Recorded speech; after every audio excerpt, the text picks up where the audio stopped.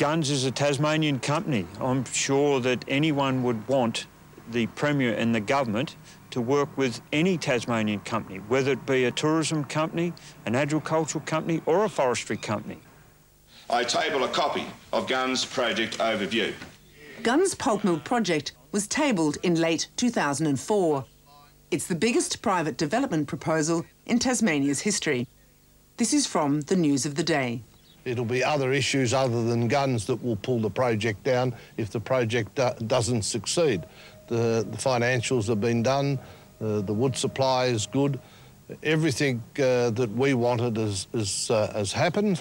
The project overview outlines a development costing up to $1.5 billion, injecting $20 million in wages into the economy and generating between 500,000 and 1.3 million tonnes of pulp a year. At the lower output, it will halve our wood chip exports. At the higher end, it would take virtually all of them. Conservatively, the mill would use 12.5 trillion litres of water a year, and despite being either totally or largely chlorine-free, it would process almost 100,000 tonnes of chemicals annually.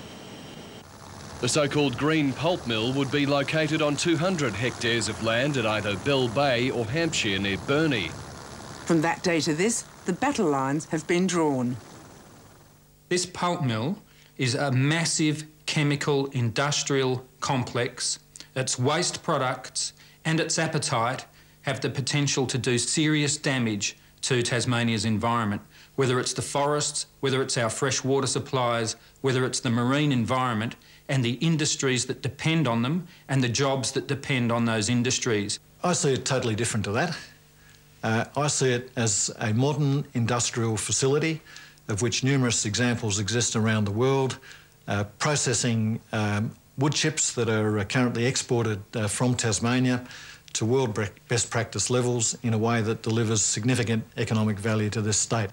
Into Pitt and Sherry's workflow system. John Pitt's engineering company got an early major contract consulting for Gunns on the pulp mill, and the government kicked in $90,000 to help his company get started on the job. It just makes so much sense to me from a competitive advantage point of view for a company like Gunns to move into the downstream processing. Good for the state, good for them, good risk management. Tasmania's Resource Planning and Development Commission, the RPDC, was given the job of assessing Gunns' controversial pulp mill proposal. The commission was established under its own legislation as independent of government. Its process is rigorous and the assessment covered environmental, social, economic and community impacts.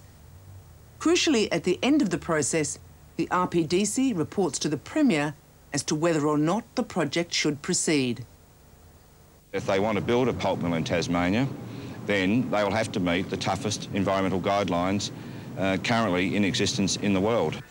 But before the independent assessment had even started, the Premier launched a multi-million-dollar public information campaign, including this travelling bus, a website, a hotline, leaflets, pamphlets and DVDs. The material produced by the so-called Pulp Mill Task Force pushed this message as a fact. Today's modern pulping technology is environmentally safe. This was not an information campaign, this was a propaganda campaign, and this was a propaganda unit. And this is the problem. The head of the RPDC, Julian Green, saw danger ahead and wrote to the Premier's office precisely about the government's promotion of the pulp mill. If the task force activities are not reined in, he warned, the Commission will be compromised. Julian Green shared his concerns about the task force with Dr. Warwick Ravity, a pulp and paper scientist from the CSIRO who'd been invited to join the RPDC's expert pulp mill panel. Dr. Ravity is speaking here in a personal capacity. He had been to see the Premier and that he'd been given an assurance that all well, in his words, their horns had been clipped and that there would be no further problem with the pulp mill task force compromising the work of the panel. So we literally worked on for another 22 months thinking that everything was okay. In early 2005, Gunns announced they'd chosen Bell Bay in the Tamar Valley as the preferred site for the mill. What you can see here is the current wood chip factory, and the proposed pulp mill is just going to be to the north of that, so the left of the mill, just on that rise there, as far as I'm aware. So this, the pulp mill will be about 1 kilometre from my vineyard, which is just up the top of the hill up here. Gunn's reasons were economic. The surrounding area offered a better wood supply than the less populous Hampshire site, and big savings in transport. Local businesses responded. Peter Wish-Wilson's vineyard is 6 kilometres from the Bell Bay site.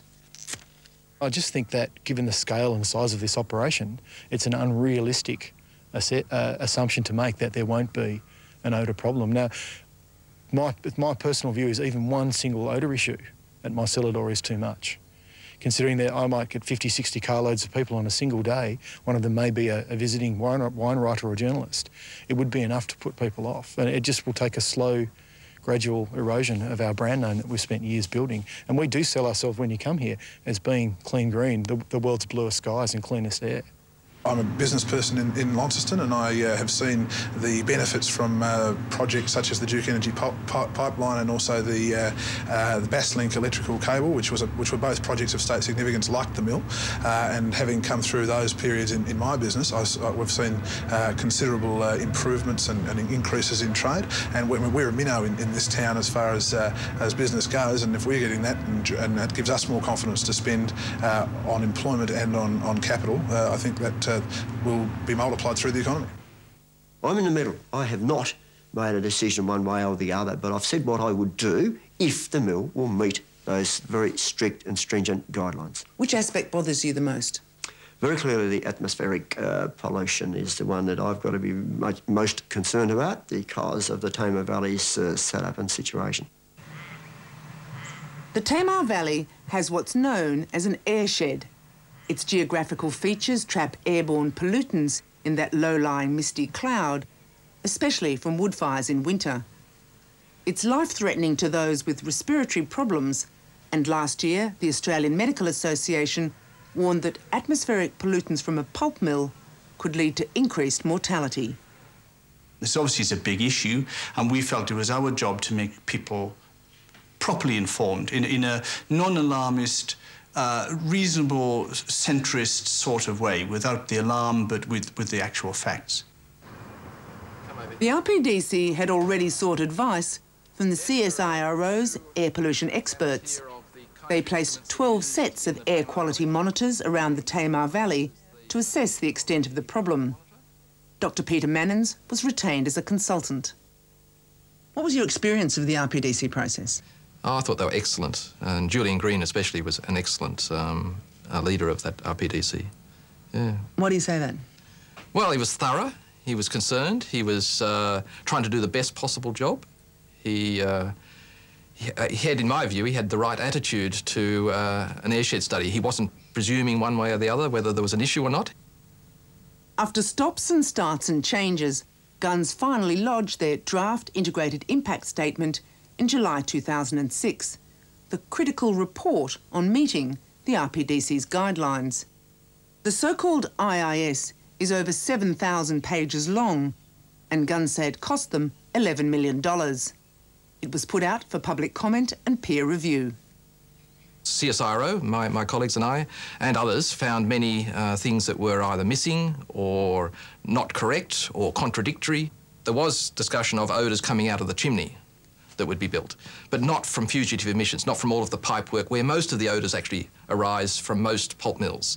They mostly come out of leaking pipes or cracks or broken seals or something like that. The proponent just said that there wouldn't be any, and so it did not need to be discussed. What was your view of that? Well, that's just nonsense. It's a nice line to take, but it's not correct. There's no pulp mill in the world that doesn't smell.